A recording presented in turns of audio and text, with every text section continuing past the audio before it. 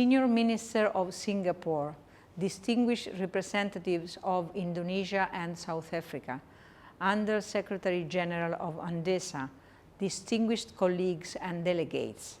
Italy, as G20 presidency, believes that the issue of pandemic preparedness needs to be prioritized in the global agenda, as it is key to the multilateral response to COVID-19 today, while representing also a defining instrument for our resilience against global health emergencies tomorrow. The COVID-19 pandemic is far from over.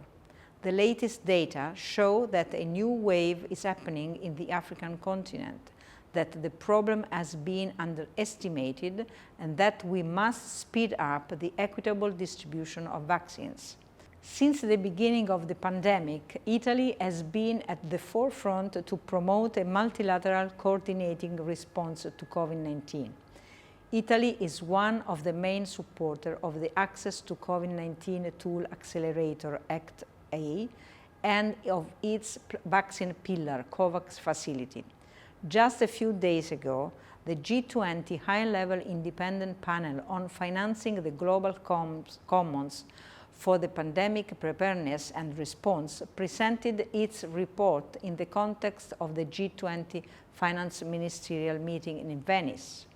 While its recommendations will inform discussions in preparation of the joint finance health ministerial meeting that will be hosted by Italy in October, the activity itself of the G20 high-level independent panel on financing the global commons for pandemic preparedness and response is a concrete first step in order to make operational the Rome Declaration of Principles on Pandemic Preparedness.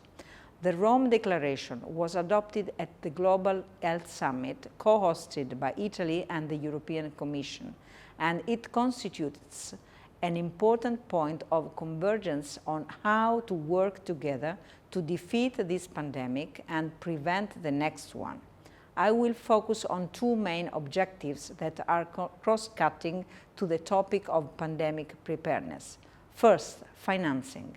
Consistent with its focus, the G20 high-level independent panel on financing the global commons for pandemic preparedness and response highlighted the urgent need to increase international financing for pandemic prevention and preparedness by at least $75 billion in the next 5 years as a bare minimum.